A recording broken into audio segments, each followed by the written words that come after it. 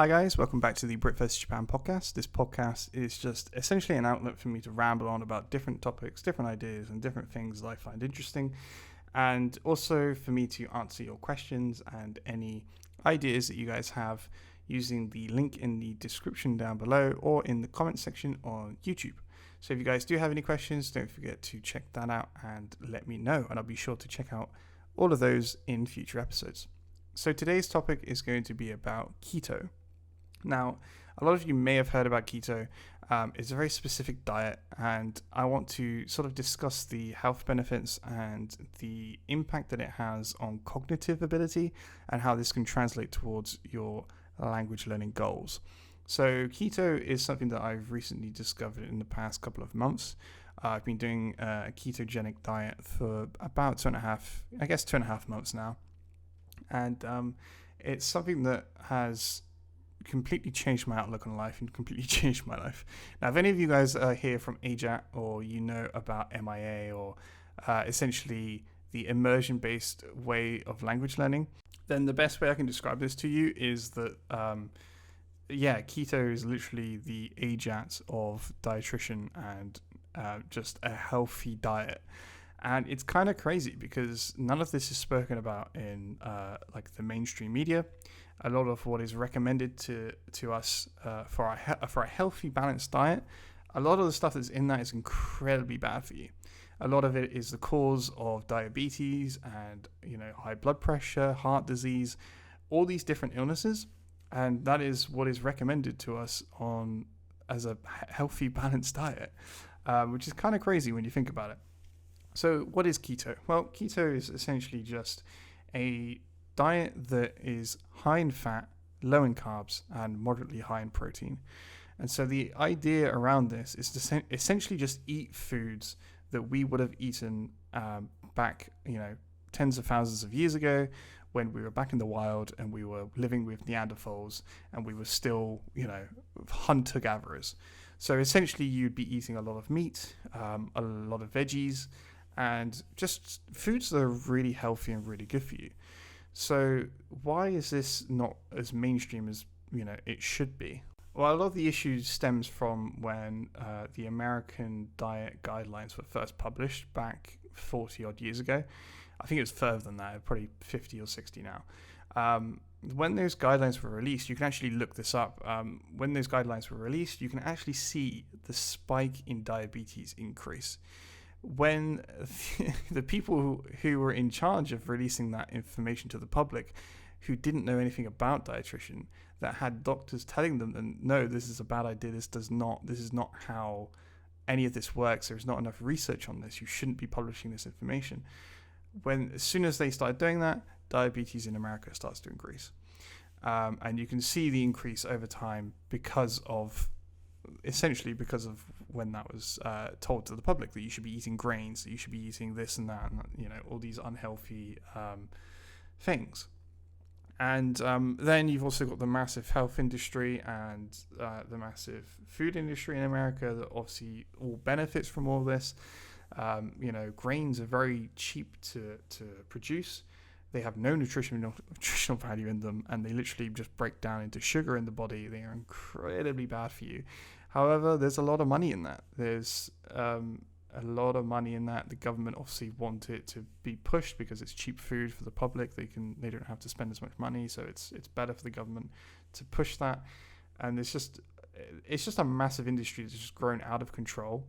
And people have become so used to this way of eating that they don't realize how bad it is for them. And I was one of those people. In the past year, I ended up gaining a lot of weight. I was never a person who weighed myself, but I could physically tell that, you can look back on my videos on YouTube, and I was very skinny back then, or I didn't have much weight on me. And I got to 18 stone 11 pounds, which I don't really know what that is in kilos, but it's a lot. It was a hell of a lot. I got into the obese category. That's how bad it was. So as soon as I checked my BMI and I realized I was obese, I was like, damn, I need to do something. So I'd already actually been kind of exposed to keto about a year ago on YouTube.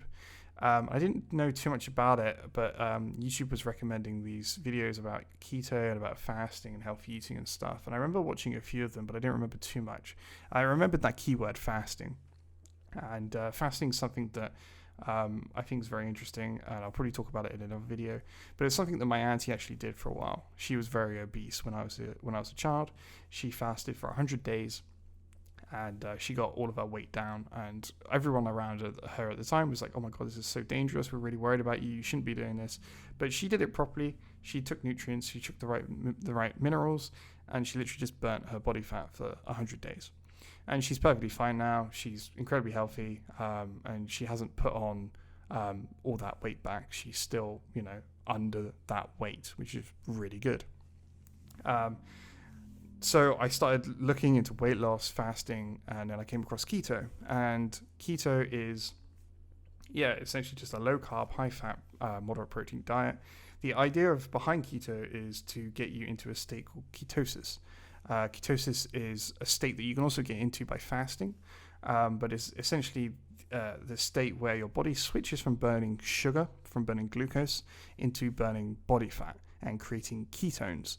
And ketones are essentially very similar to glucose. They can be used by most of the cells in your body. And in general, they are a much better fuel for the body. They're much more efficient. And you'll find that once you switch to ketosis and you start burning body fat, and you start burning body fat and dietary fat, because your body treats the two very much the same. That's why high fat is recommended on the diet. And once you start getting into ketosis and you start burning ketones instead of glucose, you'll find that you'll start getting a ton of health benefits.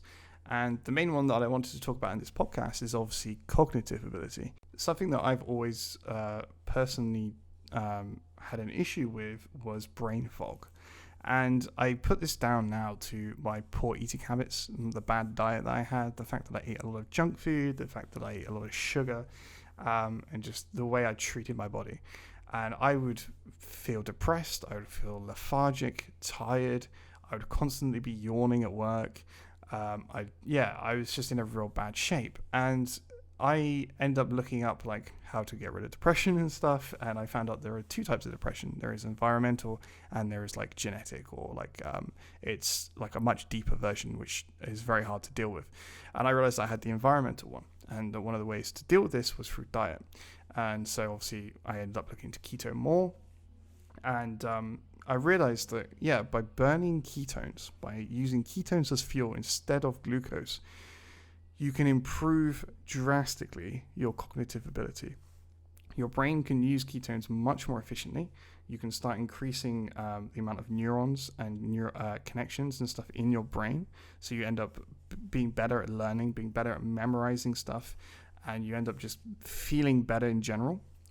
You'll find that that sort of cloud of brain fog that you might have just disappears. I no longer have that. I have a stable energy level throughout the entire day. I don't get tired throughout the middle of the day, and I don't get tired after eating. So there's a bunch of like very minuscule benefits that are sort of caused because of the diet, because it's just such a healthy way of eating, and it's like what our bodies are used to. Like we are, over the thousands of years of evolution, this is what we've become able to do. We've become able to burn fat, not really carbs, because carbs are very new in our evolutionary timeline. So you're sort of, you're telling your body what to eat properly. Like it is, you're giving it the right fuel, and your body's responding in a way that says, yes, this is the way I should be eating. And so I just feel so much more healthier. And there are other very interesting, there's so much interesting research on this and using keto for various different illnesses. There are plenty of people that have used fasting and keto to help people reverse diabetes, type 2 diabetes, that is, not type 1. And there's all sorts of research to suggest that it can really help with getting rid of certain cancers. It can help with all sorts of different health benefits. So if you are someone who is interested in looking into this, I will put some links down below. The main people that I would check out is Dr. Eric Berg. There's also KenDBerryMD, and there's also Jason Fung. So these are 3 different doctors. They all have YouTube channels, and they talk about all these different things a lot. Jason Fung mainly talks about fasting and the benefits of that. Dr. Eric Berg talks about keto and intermittent fasting mainly. He does do a few videos on prolonged fasting, but intermittent fasting is like his main thing. And KenDBerryMD just talks about all of it, really. He also talks about a slightly different diet, which is a subset of keto, which is carnivore, which is essentially just getting rid of all veggies, because for some people, the vegetables also cause inflammatory issues and stuff like that. So very interesting stuff. I would highly recommend checking it out. If you don't want to check it out, or if you think it's a bunch of rubbish, that's fair enough. I understand. A lot of people, like, I remember when I first started talking to my parents about this, and they're like, oh my God, you've lost a lot of weight. Like, what have you been doing? And I started saying, I've been intermittent fasting and I've been doing keto. And they were like, oh, you've been doing fasting?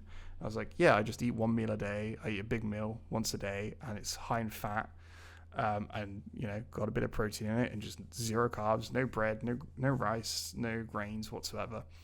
The shock on their face was quite extreme. They were like, what the hell? That's crazy.